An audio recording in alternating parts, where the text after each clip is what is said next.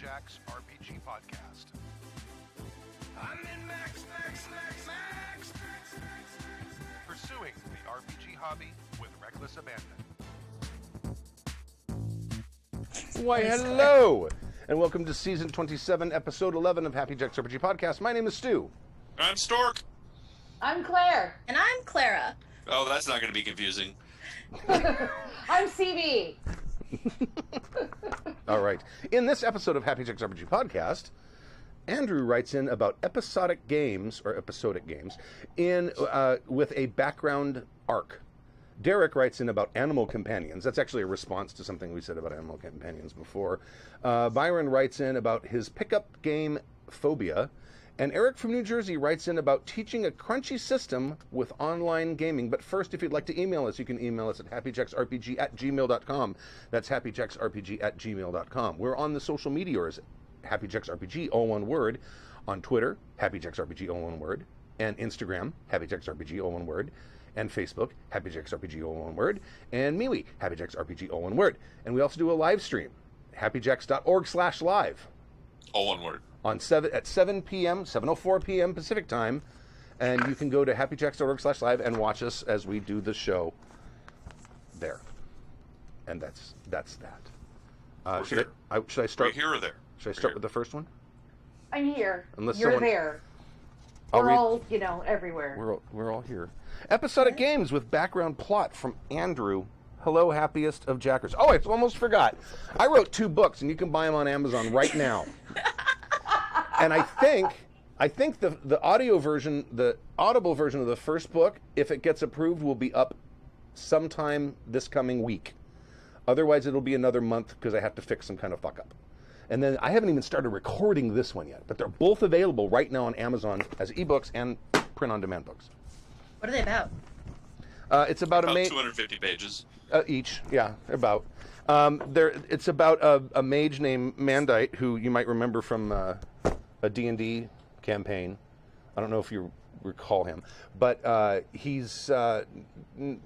This is sort of like his, I guess, origin story for the game, but it's what led him to become the person he was within that campaign. And he's a mage, and he was exiled because he's kind of a dick, and he likes to experiment, and he's not really that good, and he missed a lot of schooling, so he has a lot of gaps in his knowledge, and so he's not really he's surrounded by people who are much better at magic than he is. I'll put it that way. Okay. And they're getting him out of trouble a lot because right now he's in kind of a pathetic place. And I finished the 3rd book. It's off being proofread. I'll get it back probably this weekend. And I just started the 4th one. So. Wow. Nice. You Damn. really have a lot of stories all piled up there. Oh yeah, I've been trying to write novels since college.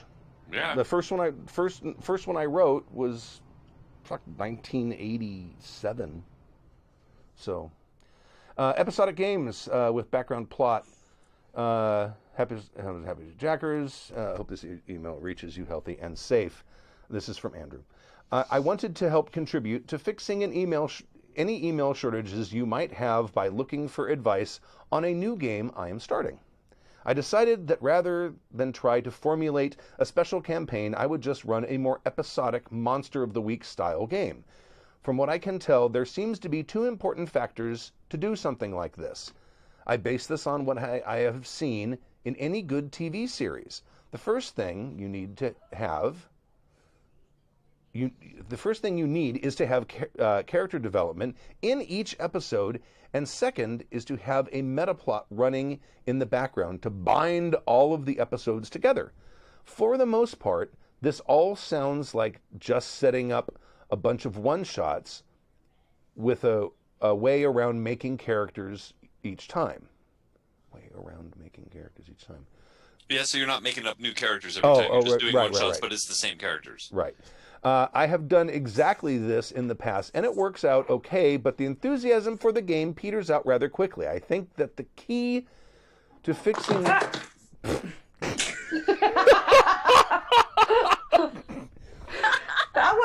That was interesting. My tripod for my phone just decided to dive off of the TV. So, I love it. hi. Hi.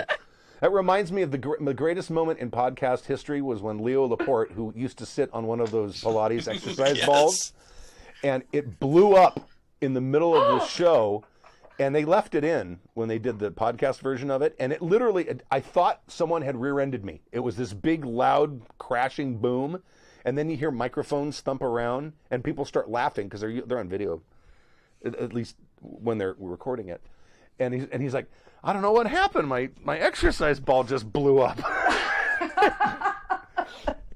That's like a great fear of mine, is the thing I'm sitting on just collapsing under me. I had I had that happen because I used to sit on one when I recorded, and someone else was using it behind me, and there was something sharp, and it dug into it and made this little tiny cut, but it didn't go down. I think it was Heather, and it went down rather quickly, but not like super fast. But like it took like 3 seconds for her to fall, and she's like, it was awesome. Anyway, enough about exercise. Melt out of frame. That's hysterical. I really think that the key to fixing this, that he's talking about players not having enthusiasm for what is ostensibly a series of one-shots, are two things mentioned earlier: character development and a meta plot. So here's where I find an issue. This isn't a script, but rather a bunch of highly distractible murder hobos with access to fire. Well, they all have access to fire, and they always use it. This is a slight exaggeration, of course. No, it's not. My players are usually fairly good about the role play, but even great players are seduced by the ways of chaos. For example, maybe some players find some rhinos and destroy everything in their path. Well, there's that. Yeah, who would be stupid enough to give players a bunch of rhinos? Right? That would be weird. I am all for the craziness, and it makes funny stories a lot of the time. But the whole point of it being episodic is to wrap everything up in a neat bow at the end that just has enough thread on it to tug at later. That all seems hard enough, but this seems much harder when thinking of character development aspects of things. In a TV series, the personal event for the character arises and, at least mostly, comes to a conclusion by the end of the episode. This is all done while still making every character important to the situation and usually tied right into what is going on. Even if the topics are completely unrelated. Is there any way to accomplish this kind of resolution in a session without railroading so hard that I have to bring in scripts for my players and rename them all actors? What are some of your experiences with running or playing in episodic games? How do you get a nice meta plot going through the campaign? Should it be premeditated, or should I let the winds of fate decide and hope it all works out? Thank you all so much for what you do. As a non-essential essential worker, your podcast has helped immensely in keeping my sanity through these trying times. Aww. I really can't thank you all enough. Andrew. Pre-obligatory PS. This was a bit on the long side. No, not even close. And got sappy at the end, so drink. He wrote that part when he was sober. Actual obligatory PS. Is there any word on when the setting books for Moment of Truth will be out? I'm writing other stuff right now. I have told my friends about dark fantasy of orcs coming into our world, and more importantly, about your space adventures that are so pulpy it's practically an unsqueezed orange. Thanks. There has been a lot of interest in getting to play these games, especially the latter. I will start working on those again, probably as soon as this book series is done. I think I've got 1.5 more books to write, maybe 2.5. So, but that is on my list, of my long list, but it is there, and one of them is practically done. I just have to go through and edit it because right now it's like 300 pages long. So that's 300 8.5 by 11 pages. So that'd probably translate to about 450 or 500 page actual book, which is ridiculous. I think I read today that Tad Williams just broke the record for the longest fantasy novel ever written. And he's written some really thick books, but I didn't read the full article, but I was like, he's so long-winded. And I'm not even sure that's a prize you want to win. No. Like, oh, really? Amongst all the Tolkiens and the Shannara Stones and Right. you got the longest? Okay. Everyone says they read Ulysses, but like, I didn't. did you enjoy it? No. Right? or the Iliad. You don't really enjoy it. It's just I don't. I read it for class, so Yep. If it's Everybody too, does. If it's too thick Yeah. of a, I read the Cliff Notes. If it's too, Well, do I they enjoy still have? Beowulf, Do they still have although it's Cliff? confusing. Cliff? Do they still have Cliff Notes? Do you guys know what Cliff Notes are? wait, what? Oh. Yeah.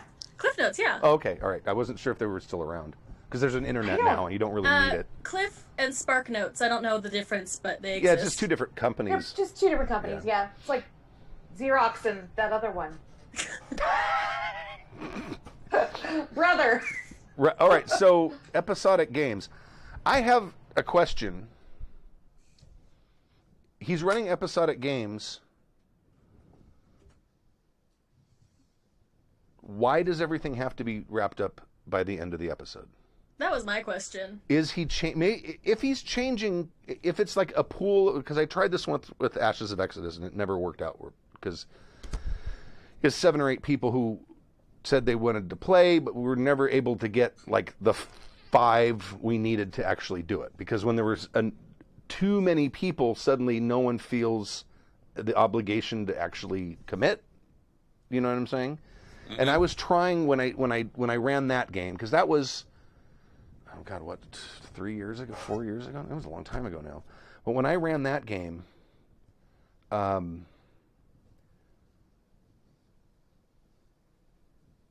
tried to wrap everything up at the end of each episode, and it proved impossible because there were some players who would do something that would be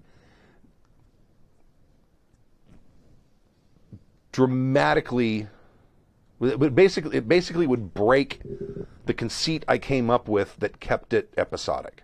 Because the whole point of the thing was everyone who's got a player character, whether they're playing in whatever session they're playing in, is all a member of the crew of a starship. And they're going from planet to planet, getting into adventures. And the adventures are short and quick, and they're doing them.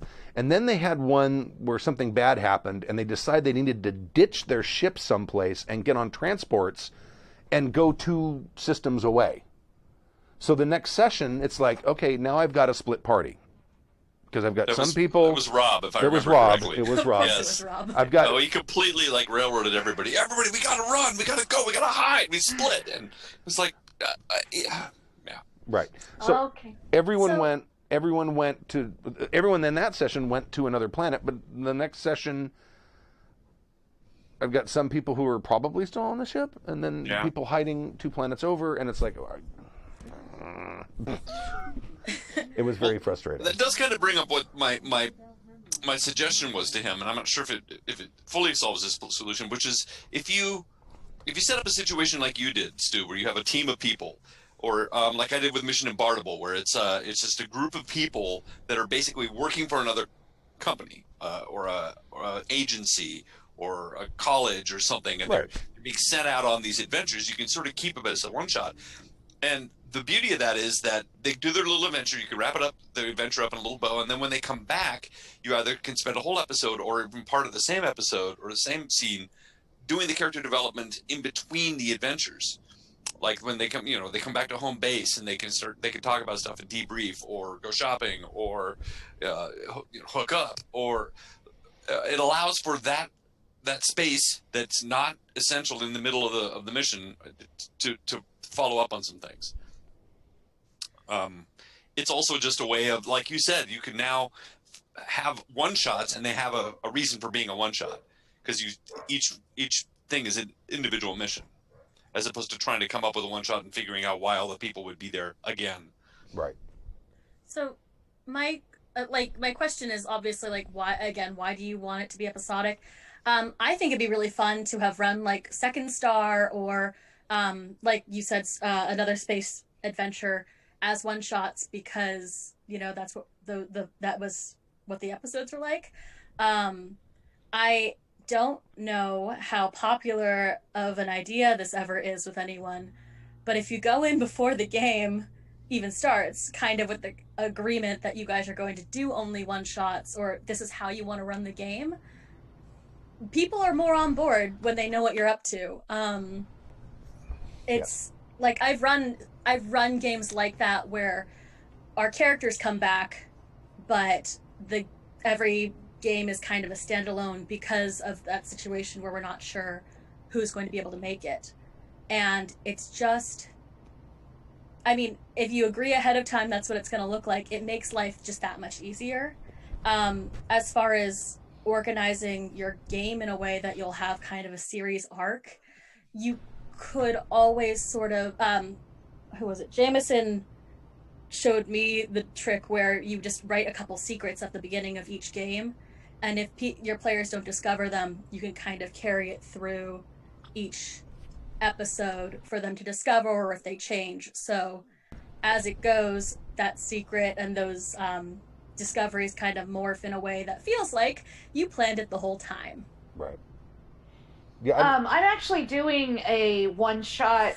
It's basically a series of one shot. It's a lot like what he's doing with my family right now, where we all have the same characters, but we also all have different availability.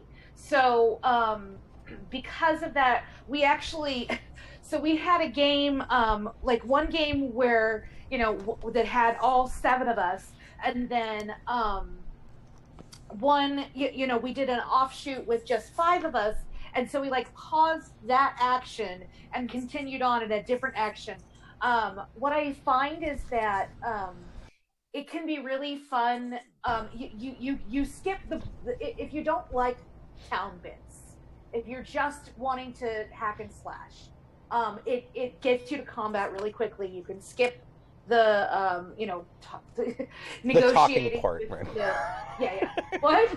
Skip the role play, part. just go to the action. Yeah. Yeah. It's like watching Please a stop. porn movie. It's like, what's all this exposition? Please stop talking That's to my the best experience part. points. Yeah, and we can tell what kind of player I am. I like to kill shit. That's what I like. But at the same time, it requires that the DM and Dioan and I are switching off be super organized. You have to have notes.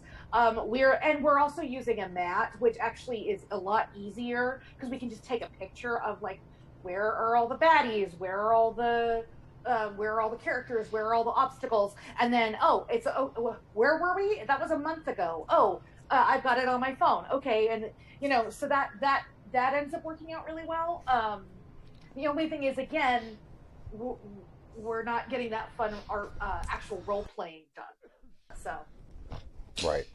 So when he's talking about coming up with like a through line or an overarching storyline that connects them all together, myself, I end up doing that anyway. Even when I'm trying to run a game that is like when I was running Ashes of Exodus, I was trying to keep it episodic.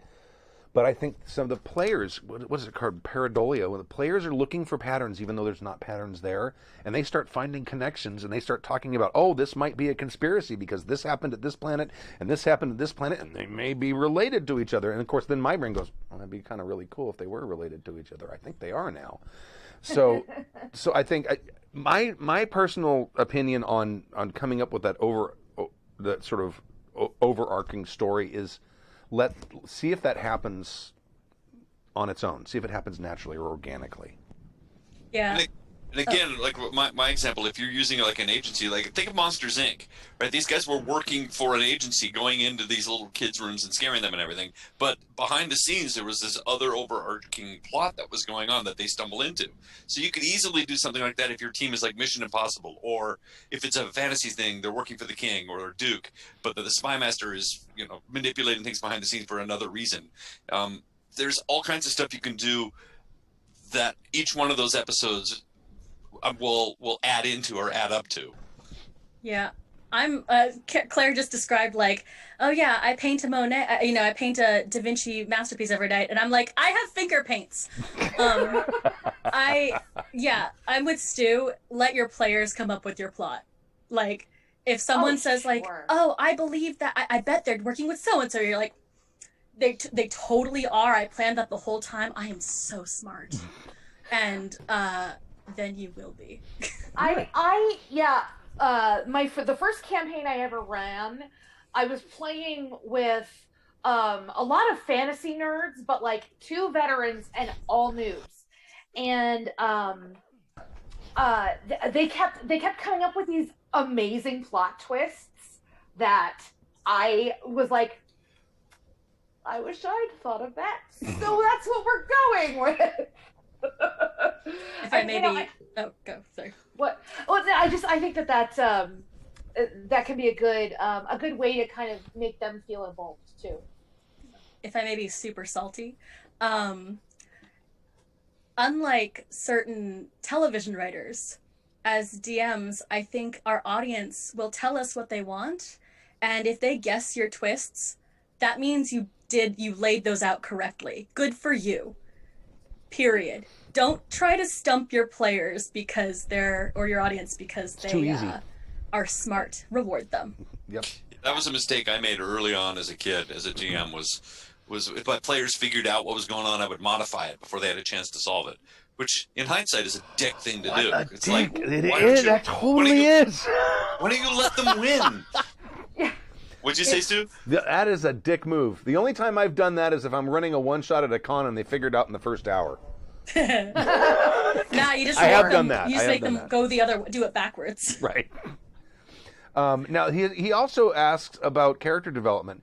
I'm kind of the opinion that character development more relies on the players than it does on the GM. The GM needs to have space for it, and I think the GM should also let the players know, I will be creating space, I will be creating lulls in the story. So if anyone wants to have an NPC from their past come in or something, and there again, I'm not sure why that has to be resolved in the one session, unless that player is not going to be in the next game, you know.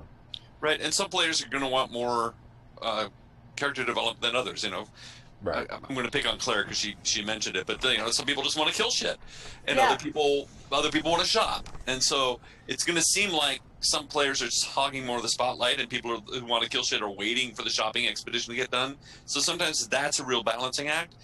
But Stu's right. If you leave the space for it, the ones that want to do something will do something, and the other ones will say, I killed my family, I don't care, let's move on. I have no family.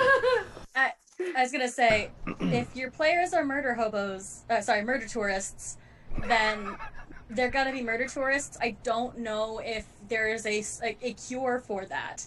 I don't understand how Claire and I are playing a game together now, because I would be the player who writes an essay like, here are all the people we've killed already, please just give up. Like, I'm going through Descent into Avernus now, we're at the very end, and there was like a little twist, and my character my warlock just sat down. I was like, I'm done, fuck this. Do you remember who instigated the fight with the vampire in our last session? I was playing to a character. You did. I did. I goaded him into fighting. So That's yeah, absolutely true. That's how we're playing in a game together. I don't like fighting. All right. Well, hopefully we answered your questions. Andrew, thank you for the email. Who Yes. wants to read the Animal Companions from Dirk? Dirk. I will. Okay. Since I was there for that first email, why not? Dear Jackers of the Happy, I'd like to respond to the Animal Companions discussion in Happy Jack's RPG 2702. In the discussion on how to handle animal companions, the entire discussion seemed to be on how to prevent players from exploiting the animal companions to prevent risk, etc. Well, and that's fair. We kind of did. We were like, yeah. I disagree both with the key problem and the proposed solution. Thus, you cleverly tricked me into feeding the hunger for emails to feed your podcast. Clever, I say. First of all, what is the problem? Your focus seems to be on the players taking too much advantage, exploiting the heck out of having the animal companion. If that is the key problem, then dare I say you are playing with the wrong players. To me, the main problem seems to be that it almost unavoidably steals spotlight from the other players. Suddenly, the player with a companion has twice as many things to do as the other players. I've been guilty of this as a player. Depending on the party dynamics, this may or may not be a problem. Therefore, I believe your solution tackles the wrong problem, and having the GM, e.g. play the Paladin's horse, seems a poor choice, since it 1, adds workload to the GM, and 2, since it is a trained war horse, under most circumstances, it is entirely realistic to expect it to behave its rider. Oh, yeah, okay, that makes sense. It's entirely realistic to expect it to behave its rider. I would, however, request appropriate roles, e.g. the horse riding skill, to keep control of the animal if dramatic stuff happens, explosions, dragons, undead, etc. Only when failing these roles does the GM go and take control of the horse. I do fully agree that they're having an impact to the PC if the animal gets hurt, dies, etc. So, but assuming your group does not consist of 16-year-old munchkins, is that really something that needs to be enforced? In my experience, as long as the animal is more than a bag of stats and gets RP'd as having a character of its own, this is something that happens naturally. In fact, I would suggest that trying to throw house rules at this only gets in the way. Now, for a small anecdote. In a long-running WHFRP, Warhammer Fantasy Roleplay campaign, I played an unemployed coachman who fell in with a group that was reluctantly trying to deal with some nasty chaos incursions. At some point, as a reward for the party's efforts, he won a trained war dog that we named Bruno. Although Bruno seemed like a well-trained dog at first, we soon realized that there was a reason that Bruno's previous owners were happy enough to give Bruno up as a prize. See, Bruno was a somewhat enthusiastic war dog. In our first fight, thereafter, with a horde of skeletons, the type with an unfortunate tendency to not stay in their coffins, but rather go wandering and try to bite stuff, Bruno was in absolute heaven. I failed the animal handling role, and the GM took control of Bruno for that moment. We spent most of that fight trying to protect Bruno when he had thrown himself in the thick of things again and more to fetch more bones. And luckily, at the end, all got to walk away from it. Finding some barding for Bruno became my immediate priority after that, as this had all been far hairier than I would have liked. Oh, and Bruno had more bones to chew on than he could count, being the bestest dog. Who's the goodest boy? He's such a Not boy. much later, we encountered a minor chaos demon. Well, minor may sound cute and harmless. This is not exactly the case. Still a chaos Major demons rip up armies. Minor demons happily rip up parties. We had, however, no choice but to stand and fight. I told Bruno to kill and attack. And Bruno, being that crazy maniac, happily did so. Appropriate rolls were made and passed, with a dog trying to chew his way through his leg, and the party overall doing quite well in the combat. The demon eventually tried to escape through a portal to the Chaos Wastes, someplace no human in their right mind would ever want to go, and even fewer would return with their right mind. In the chase to the portal, I was only seconds too late to give Bruno the recall command, who proceeded to happily leap through the portal after the demon. We were having a big argument on whether or not we were going to follow Bruno, knowing full well it was probably suicide, but my PC did not care. This argument got cut short when we heard a cheerful woof as Bruno leapt back through the portal, seemingly quite unscathed from the horrors that surely must lie in wait on the other side, and happy as a clam. Ever since, we have all been worried that Bruno being potentially infested from this foray into the Chaos Ways, and Bruno, well, stopping Bruno from attacking demons turned out to be quite a challenge thereafter. My point with the above, having the GM take control when die rolls or situations gave cause for it, added a lot of hilarity and role-playing opportunities. And with Bruno being such a character, my PC and several others would have died trying to save him. Bruno did sometimes get quite a bit of spotlight, but I do not think it was game-breaking. As far as min-maxing goes, Bruno was nowhere near as effective as any of the PCs, being a mere dog, or at least starting out as a mere dog. Whether he was still a mere dog, we never did find out. Best regards, Dirk. P.S. Drink. P.P.S.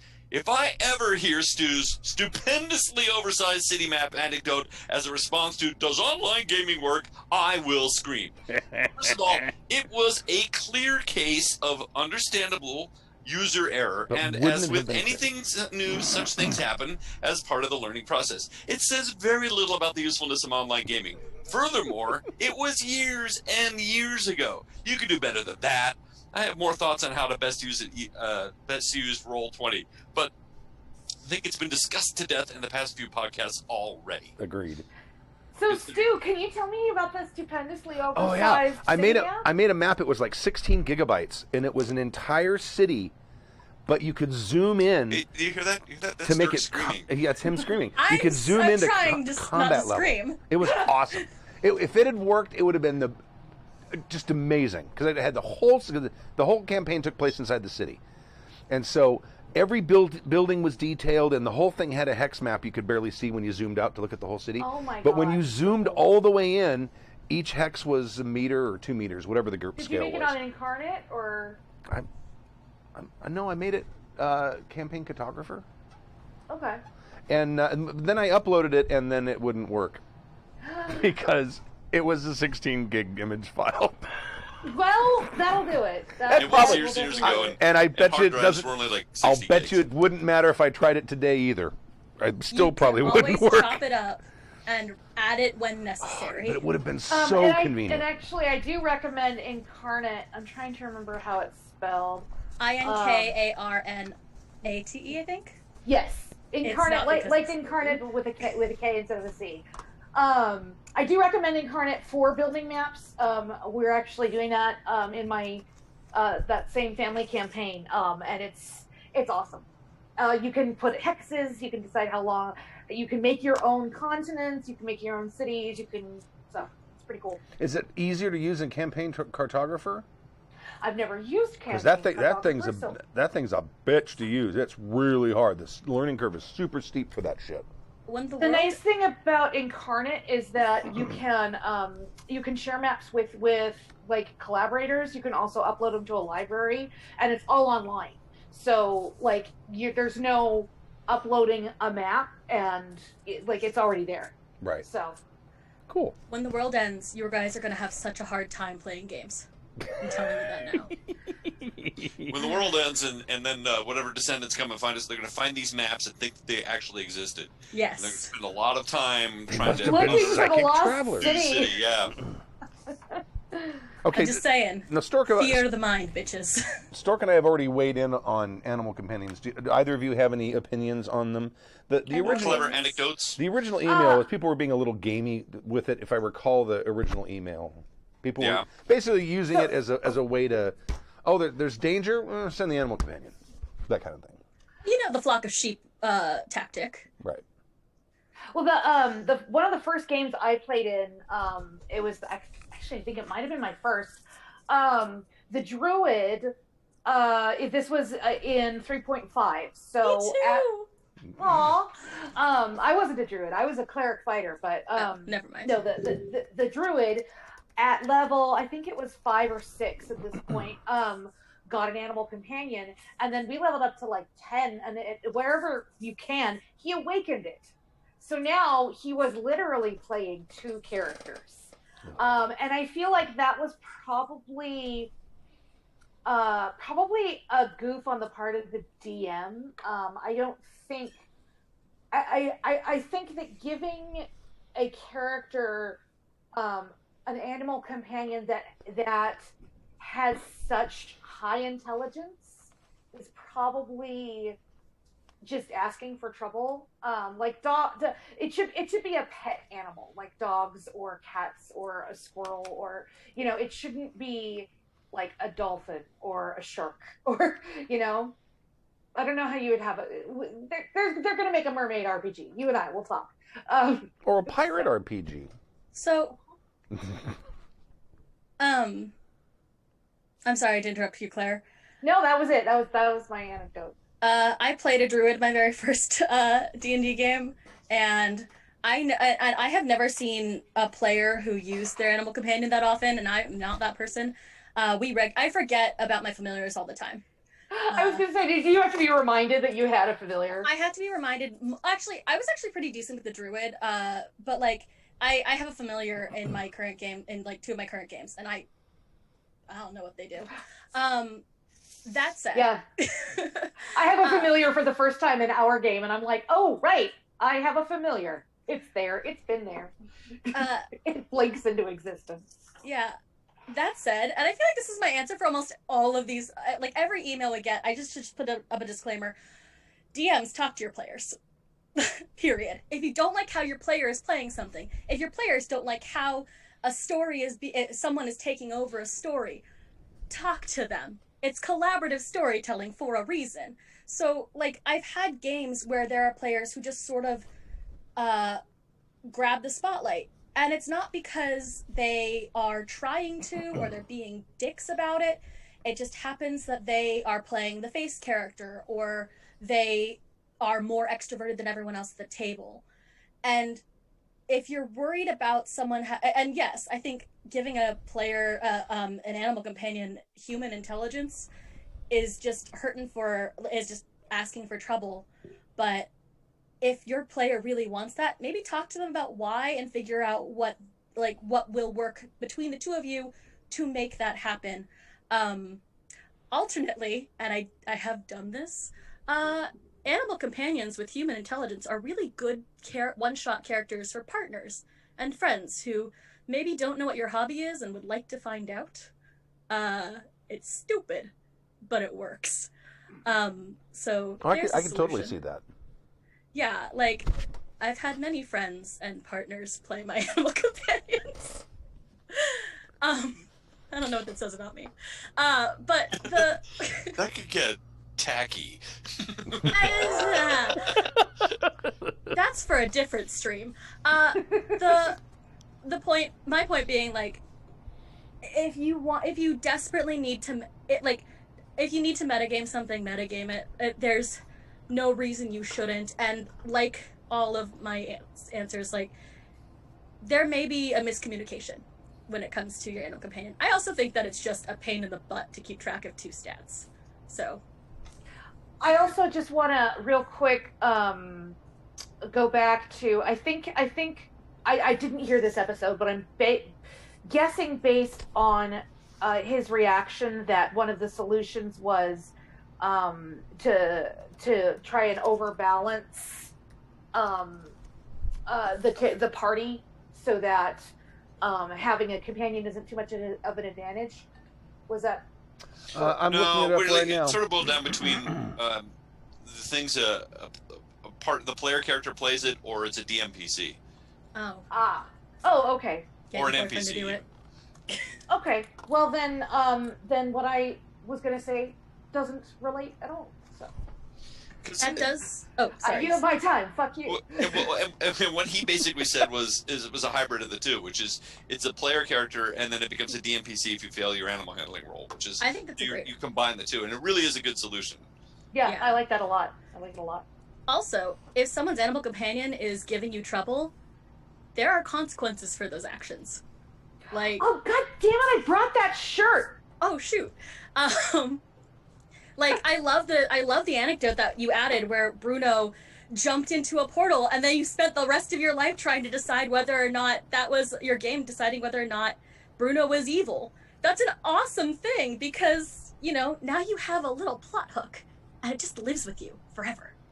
I think in Elder Scrolls, there's a dog that comes up that can talk to you, and you begin to wonder if the dog is like, what's up with the dog, the talking dog? It's very, and it may or may not be good, but yeah. Suddenly Bruno comes back, and you're like, is Bruno? Yeah, okay, let me read an excerpt from the original email. I had a different player who was let me explain. I had one player who played a ranger with a hawk companion. He worked out a big pixel yes-no system of communication, greenskins, lots few, and could make gestural answers as the GM playing the hawk. Everybody enjoyed it as part of the story. It spoiled me. I had a different player who was a terminal thespian. He ran a thief who had a dog. The dog could apparently read and do algebra. At one point, the thief was knocked out for a time, and the dog went on without him. After about Like Peabody and Sherman. Right, after about the 30th time of pointing out that the dogs can't read very well and really have trouble with doorknobs, I called an early dinner break out of frustration. Over dinner, I had to talk with the other players.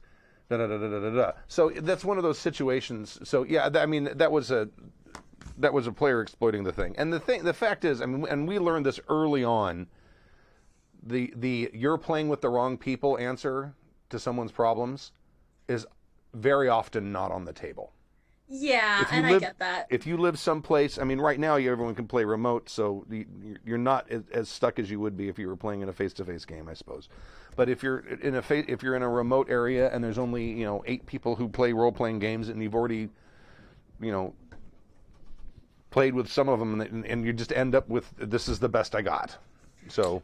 And it's also, I mean, unless it's really egregious, it's really awkward to vote someone off the island. I mean, it's really hard for the whole group. They're like, "We'll just play with them." I don't want to confront. I I'm not saying don't play with people. I'm saying sometimes there's a miscommunication. Right. No, I'm talking about his response. Oh, yeah. The Dirk's response to the. Yeah. sometimes it really is just a tone miscommunication. I have them a lot. But with people who, first of all, you can also be a firm DM and say, hey, my game, your dog can't do algebra. Like, is this a Mr. Ed situation? No opposable thumbs. That should be fine. If you want to go through the physics of how the dog opens the handle with his nose, you can try. Right. Roll for it.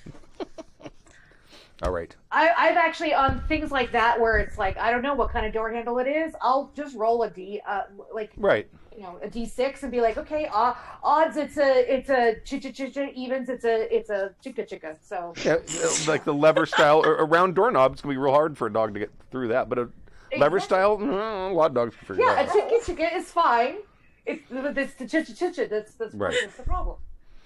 And they can't, and their teeth are slippery, so they can't bite the doorknob and turn it either because their teeth just slip on the doorknob. It would be annoying and hilarious to do a Lassie situation.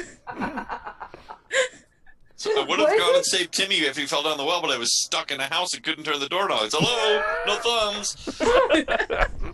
Timmy right. died. Lassie, where were you? Stuck in the goddamn house because you put the doorknobs on. Fucking house. Jimmy can take me with him if he wants to go walking near wells. All right. Thank you, Dirk, for the email. Scared Thank of you. pick up games from Byron. That's me. Go. Hello, happiest of Jackers. Recently, the last year or so, I have started running RPGs online for some friends, and I have truly enjoyed it.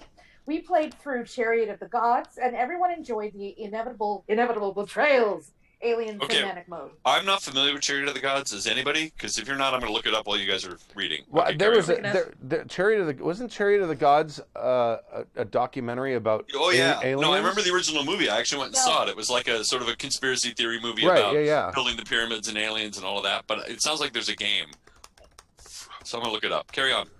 I'm looking it up as well. right. Carrying on. But now I am hooked, and I want to run more games and more systems. Cue lighting and thunder in the background. However, the lovable band of assholes I call friends all have lives and families, and all that comes along with it. On top of that, we are all homebound, so our games were fairly regularly interrupted by our own gremlins running around. After initially managing to meet 4 times, scheduling has been interesting. But I want more. I have started humoring the idea of putting up a figurative sign in the Happy Jacks land or RPPR land and seeing if other people can satisfy certain urges. But I am mildly spectrumy and socially anxious. Hi, friend. And the thought of a pickup group, got there, is mildly terrifying, even within communities of people who seem like I would get along with, period. I know stopping for 2 minutes to fix a Minecraft-related tragedy or, I don't understand, Prente Lego? I don't know. We'll have It's to look some that up. other game that you're playing when you should be role playing. Okay. Related annihilation is cool with my friends, but would it fly with people? I don't know. I guess my other concern is, man, do I have a taffy-like RPG collection? Even more frighteningly, I've read probably 75%, well, before the BLM bundles came out, of the stuff I have at one point or another. Now do I want to try running One Roll Engine and PBTA and Blades in the Dark and. Yeah, I'll try to relate, buddy. I know much of this comes down to communication and expectation setting, but I kind of feel like putting it all out there sounds like an awkward dating profile. Late 30s, bumbling ogre seeks like-minded individuals for adventures through time and space. I will provide some kind of structured experience, but it's probably okay. Rules a fair amount. I like letting players make their own beds. I don't like pretending to be your significant other or having things happen to kids. TLDR, I am a socially anxious 40-ish-year-old nerd who really likes running games but finds the prospect of doing so with strangers terrifying. Any suggestions? I know y'all have run a lot of con games.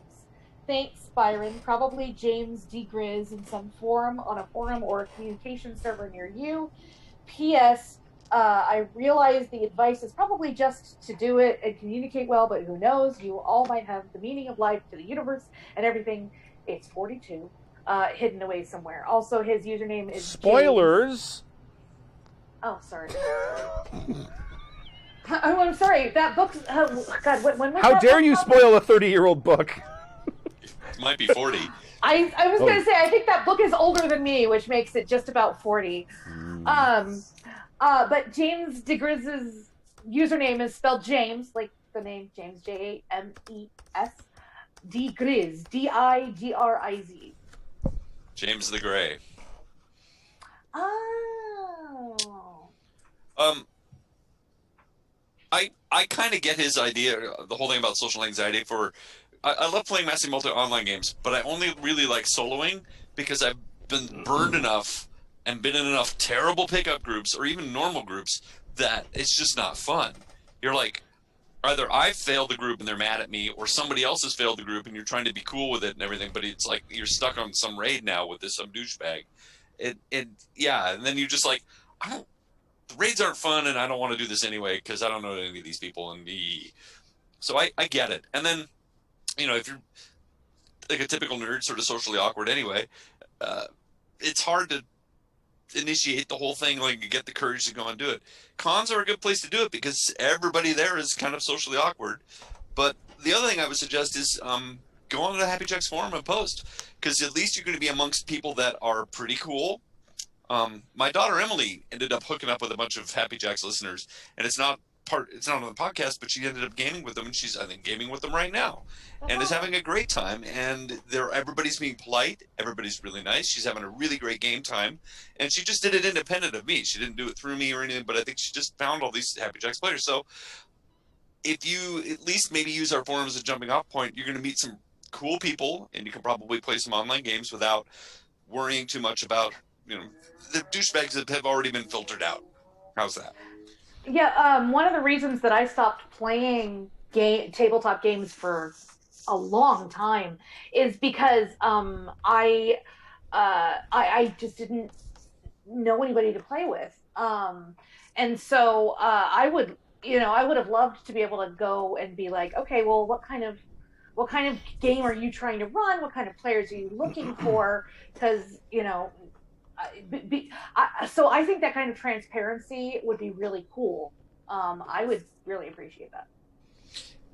It's hard, though, when you're socially awkward to actually ask those questions and then have the courage to do it. It's easier to not go out and seek out a game because it's hard and scary and hope one lands in your lap than it is to go out and do all the work to do it.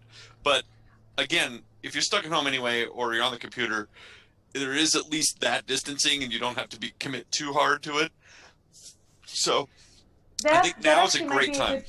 Topic for the forum too Yeah. is for everybody to kind of discuss. What would you want to know? Or the Discord. We have a thriving Discord as well. Can we do a channel that's just like DMing personals? Because that'd be awesome. I liked that format. It's probably already there. That's true. Hitchhiker's Guide to the Galaxy, the original, I guess the radio play predated the novel? Yeah. Yes. 1978, so it's 42 years old. Yes. Wow. So it is older than me. And I looked up the Alien or the It's Chariots Alien of the Gods. RPG. It's an offshoot of the Modipus. How do you pronounce it? Modiphius. Yeah, Modiphius. Yes, Modiphius. It must be gaming system, and it looks like an add-on for the Alien. It says here Alien RPG Chariot of the Gods scenario for the Alien RPG. So there it is. Okay. Cool. Let me. Go Skip, ahead. Go. Oh, I'm a female presenting person with a very squeaky voice. I fully understand not wanting to game with strangers. That said, would it help, and I'm sure these resources exist, but would it help if like some people in Happy Jacks or anywhere else you kind of trust put out Google Docs that are like lines and veil documents or some basic safety tool rules or expectation rules? Because I just for me I had to make one for a game recently, but I just made a little chart that's lines, veils, and I forget what the green one is, wishes, and I sent that to players recently, and it helped really establish what the expectations of the game were going to be, so that I knew It was very seamless. I didn't have to talk to anyone, and I was able to get the responses I needed from the players I was going to have. So maybe that would make it a little easier to reach out once you sort of are moving in that direction. Because it sounds like you have a game you want to play, and you're just trying to establish your boundaries with people for that. The only other suggestion is to do a one-shot at JackerCon. Oh yeah. Which happens every now and again, and you only have to commit for a couple hours, and then if you like some of those people, you can continue a relationship with them and maybe actually do an online game with them. Yeah, there's nothing but upsides to gaming with strangers. Sometimes you learn not to game with that person anymore. Well, But- you'll worst case scenario, you get a horror story you can send to us to read on. We can read it. Yes. The thing I learned, the thing that got me to start playing at cons was, worst case, like if it gets that bad, you never have to see these people again. Right.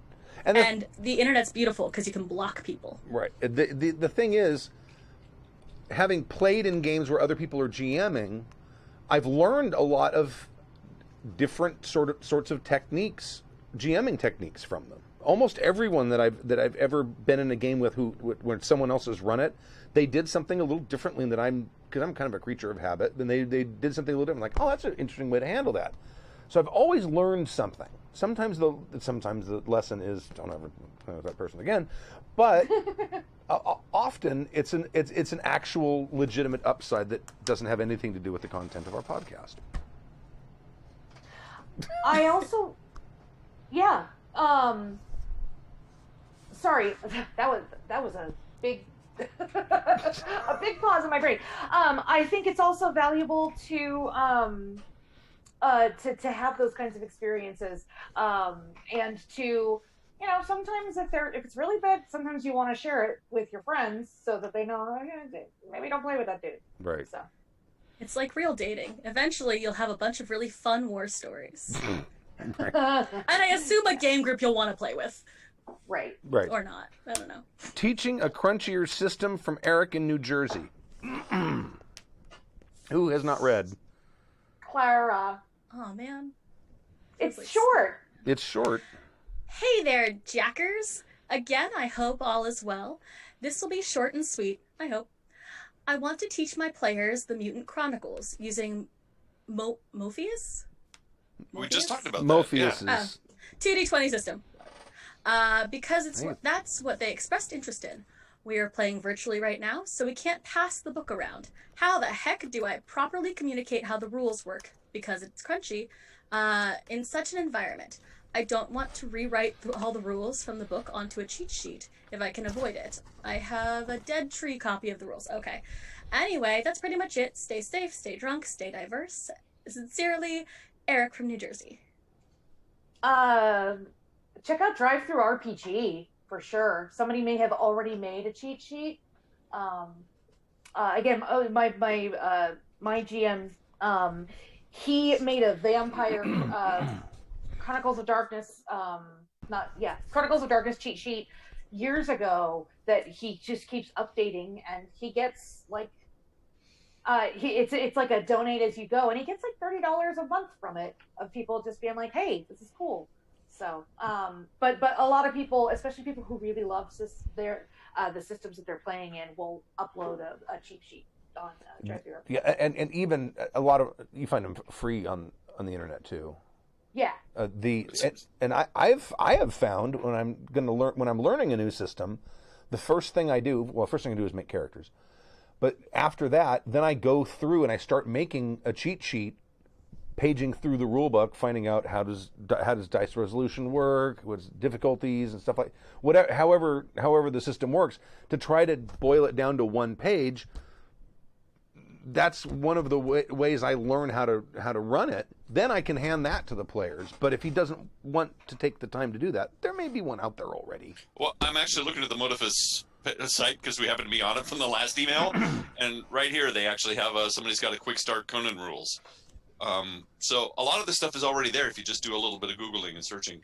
The other thing that occurred to me was the way I like to, if I'm system curious, is I'll go search for some actual plays to see if it's something that I like before I drop the $70-$80 on all the books or whatever it is, because I want to see how the game plays. I want to see how you play it. I want to see some of the rules, and unless you buy the book and then, like what Stu does, and roll up characters and spend the time learning it yourself, sometimes I just want to see how that goes. And if you find a really good little actual play, you can send that link to your players. So it's like, please, everybody watch this so that we all have a general idea of how these rules work before we start playing.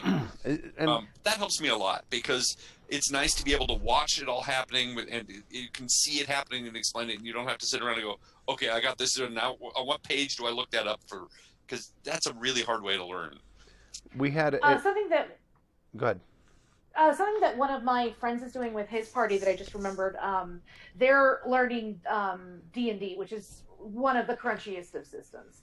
And what he did is he started off with just like the basic rules. Like, this is how you roll to attack. This is how you roll for damage. This is these are the things that you can do during combat. And then started adding on things like economy, and then it was battle tactics, and then it was things like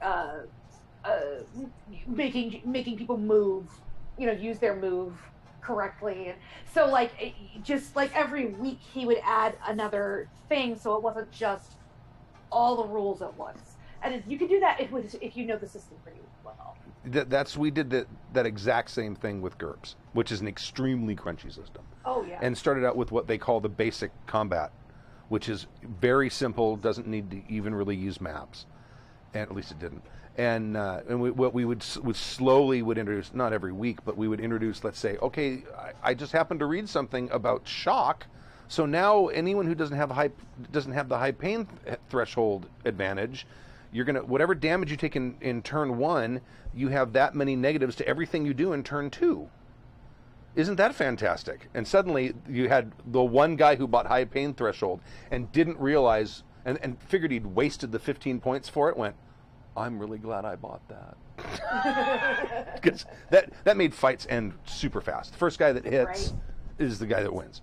And then we did the same thing with the, like you're talking about, with movement, because you have a certain move and you turn hexes and move squares and all of that stuff, and we would sort of add those things, and as we added them, the group was small enough where we all picked it up right away, and by the time that campaign had been going for probably 4 months, 5 months, we were playing full on all the rules, everything, even the optional stuff, and that's a lot of stuff in GURPS.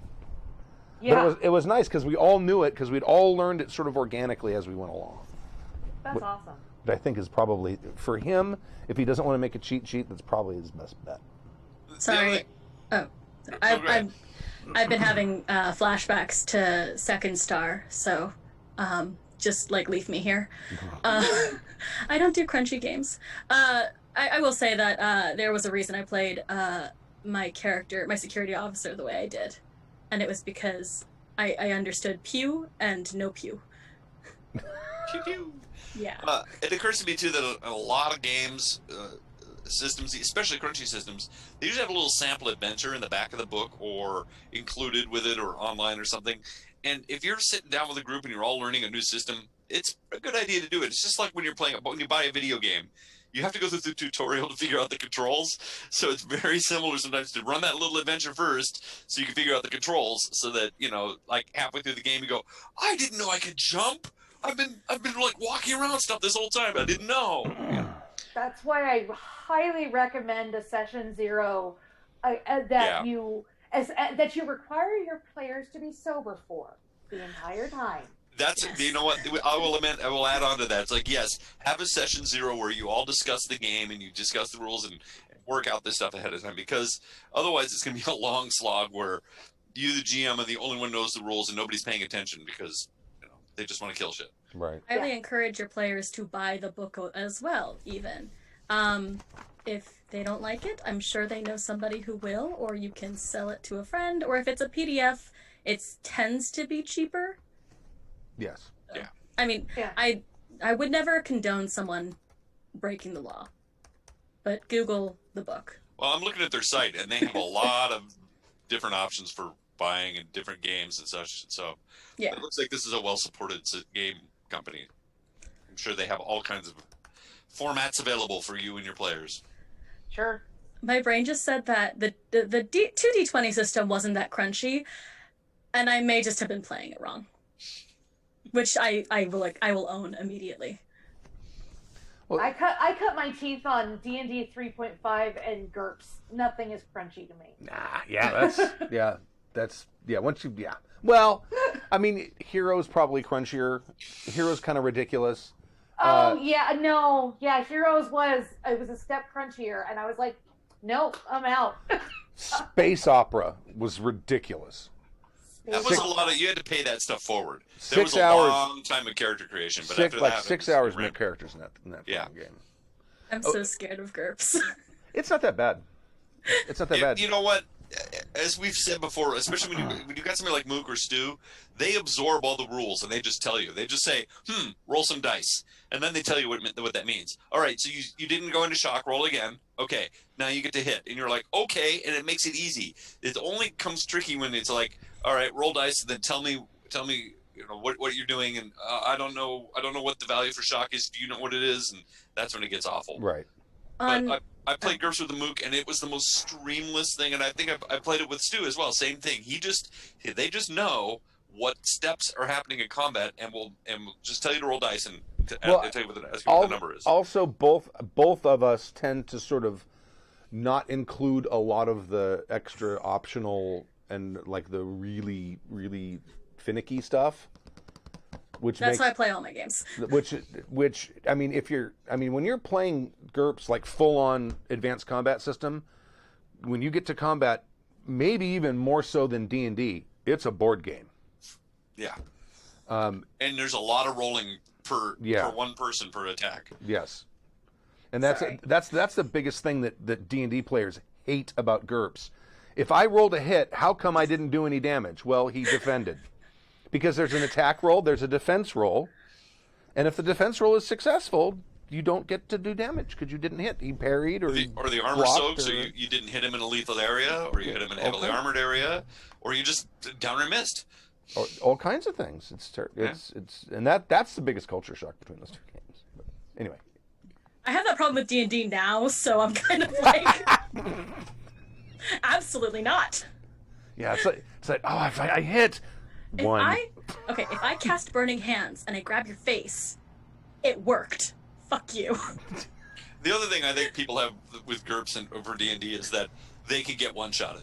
And they're like, so they walk in with their paladin, and they're so used to wading into groups of kobolds, and I'm the paladin, and the kobold takes them down, and they're suddenly like, well, this isn't fun anymore.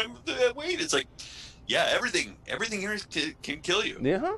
Just like you can kill them. I had a friend bring this up when we were talking about building combat systems for LARP, and they had said, well, what kind of, do you want your combat to be, do you want this to be a heavy combat game or a light combat game? And I was like, light? And they said, then you need to make combat punishing. And so it feels like with GURPS, it's like, with GURPS and other systems where, which is why I don't really grok D&D the way other people do, I think. When combat is punishing, you don't want to do it, so you look for other solutions. Right, It's true. Even with Traveler, which is a fairly non-crunchy game, but combat's freaking deadly. Oh, yeah, it is. Absolutely. What do you mean this is only the only hit points I have? That's it, right? What do you mean it's going to take me 6 months to get one more point in this skill? Yeah. Wait a second, I got 18 hit points, but my blaster does 60 damage. Hold on a second here. What's going on with this game? Yeah, how many hit points do you think a blaster's gonna give you? Like, no. Also, someone in chat brought up that 7th Sea has crunchy combat, and now I'm sad because I really want to play a 7th Sea game, and now I'm scared. If it's similar to L5R, it's not that crunchy.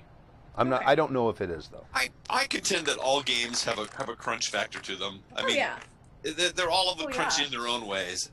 It's just some people grok certain systems faster than others just for whatever reason, the way their mind is wired. But I mean, I find that all games there's a learning curve that is sometimes steeper than others, but it's always hard. It's never like, oh, this is easy, and you get it immediately.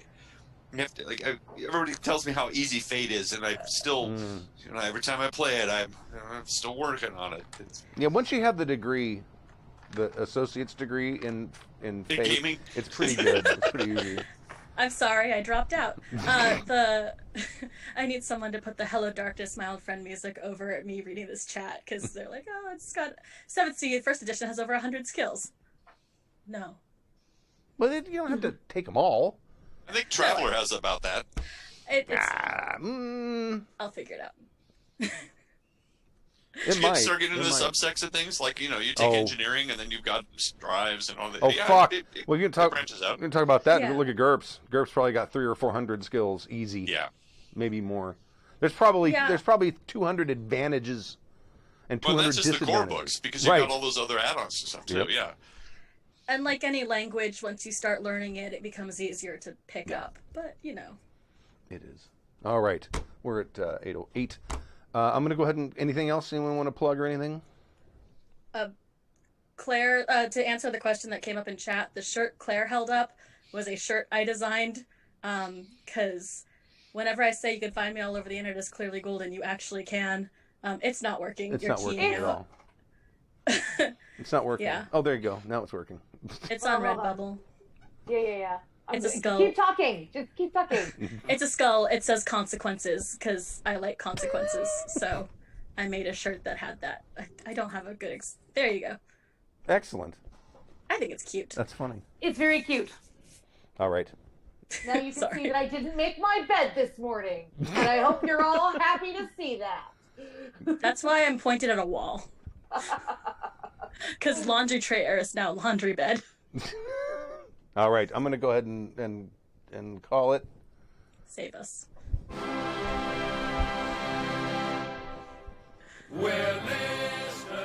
Thank you for joining us for season 27, episode 11 of Happy Jack's RPG Podcast. My name is Stu.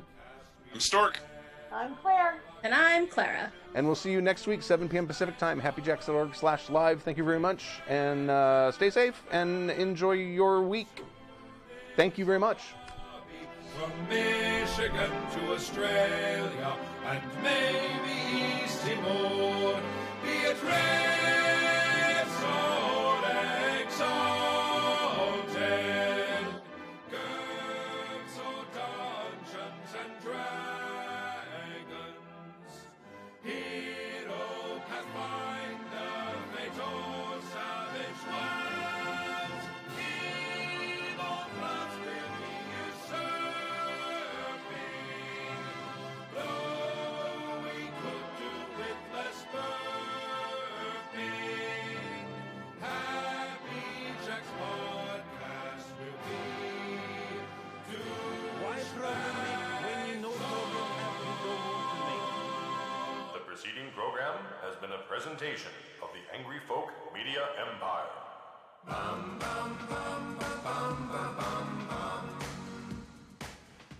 Why problem make when you know problem have you don't want to make?